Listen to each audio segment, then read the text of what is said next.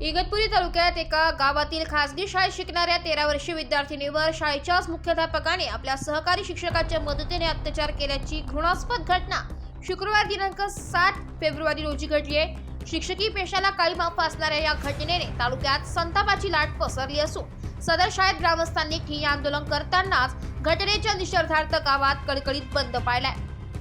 दरम्यान पोलिसांनी मुख्याध्यापकासह एका शिक्षकास अटक करत त्यांच्या विरुद्ध अल्पवयीन मुलींवर लैंगिक अत्याचार केल्याप्रकरणी पोस्को अन्वये गुन्हा दाखल केलाय।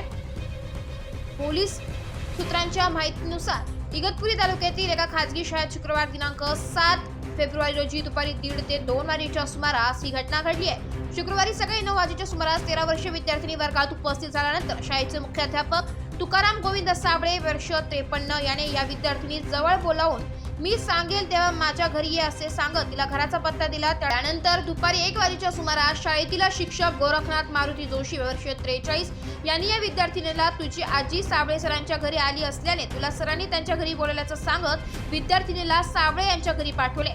विद्यार्थिनी मुख्याध्यापकाच्या घरी गेल्यानंतर साबळे याने बंगल्याचा दरवाजा बंद करत तिला प्यायला पाणी दिले। त्यात विद्यार्थिनीला चक्कर आल्यासारखे झाल्यानंतर साबळे हिने तिच्यावर अत्याचार केला। पीडित विद्यार्थिनी शुद्धीवर येताच तिला आपल्यावर अत्याचार झाल्याची जाणीव झाली। यावेळी साबळे याने तिला झाला प्रकार कोणाला सांगितल्यास तुला व तुझ्या आजीला मारून टाकण्याची धमकी दिली।